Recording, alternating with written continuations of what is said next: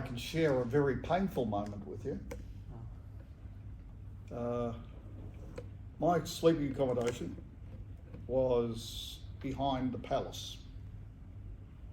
It was Christmas Eve, I think. And one of the British majors, a lieutenant commander, Royal Navy, and invited a few people over to his place, which was probably a couple of kilometres away. Next to my cabin, for want of a better term as to where I slept, was a bike. And dodgy is probably the best description of that contraption. I rode it over to his place, we had our party, I then rode back. Now this bike, it was dodgy for a reason. It had no back brakes, but it did have front brakes.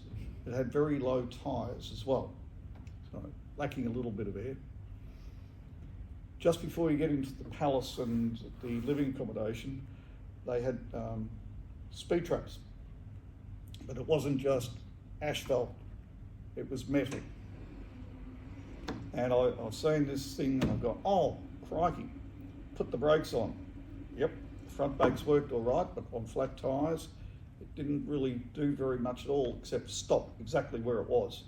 I went straight over the handlebars, collected part of that speed trap and the asphalt, and the guards who were standing there, now I was with the US Marine major as well, who worked with me. He decided that he wasn't going to hang around for reasons of his own. So the guards have picked me up and they've taken me to hospital. The Marine got a couple of photos of my face the following day. I had 3 or 4 stitches in my eye, and that side of my face was not very pretty. Might not look pretty now, but it was pretty horrible then. So humorous to some people, painful for me.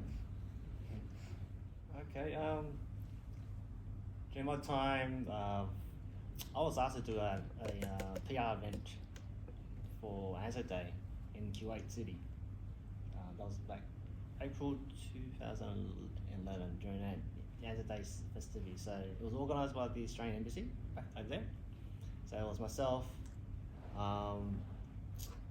one other digger, and 3 Raffies, Air Force guys. So we went over as a caterpillar party, representing Australia for Answer Day. When we got there, we crashed in, they gave us accommodation at the Hilton and all places. So the Hilton wasn't far from the Australian Embassy, so it was on the beach. So the caterpillar ceremony, everything was on the beach. But trying to do slow march drills on beach sand is not probably the best service to do it on.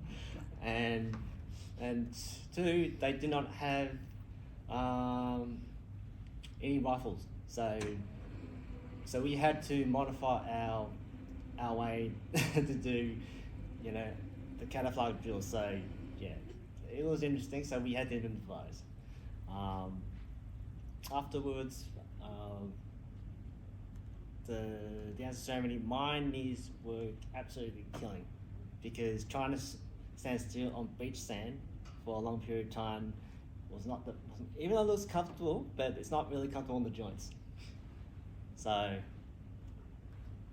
but yeah, they had a weird, the staff in Kuwait had a funny way of serving bandi and rum. So usually in the typical coffee mug, but they used a teapot. So it was cold coffee and rum.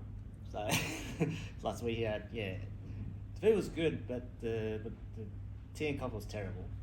But afterwards, at a little village we were staying was by the Persian Gulf. So we were having our drinks because in Kuwait you're not allowed to drink alcohol, especially in hotels. But apparently staff managed to smuggle in a few beers for us, just to celebrate, just to reminds of home. But the funny thing is, like, they have the Kuwait have a patrol boat that goes by. So every time a patrol boat goes by, we just put our beers away. Every time we pass, we start drinking again. So it happened about 10 times. So we were thinking, okay, this patrol boat will keep an eye on us. They were fun times. But afterwards, we had a tour of QH City, very different from the other major cities in the Middle East. But it was an interesting city, but it did had a lot of wartime relics from the first Gulf War in Kuwait. So a lot of T-72 was still parked in certain neighbourhoods, but they turned to a museum, which was very interesting. So I did see some very interesting places where there were some resistant fires. They showed me a place in one of the neighbourhoods just outside QS City where the resistant fighters they were holding out a large bunch of Iraqi troops from the old Saddam regime. They hold it probably just long enough until the Americans arrived just to liberate them. But most of them didn't survive. But I think there was only one survivor. So I did actually sign the book, the condolence book. The rest of the 4 of my friends who were accompanied on a day trip. So that was probably the most memorable experience.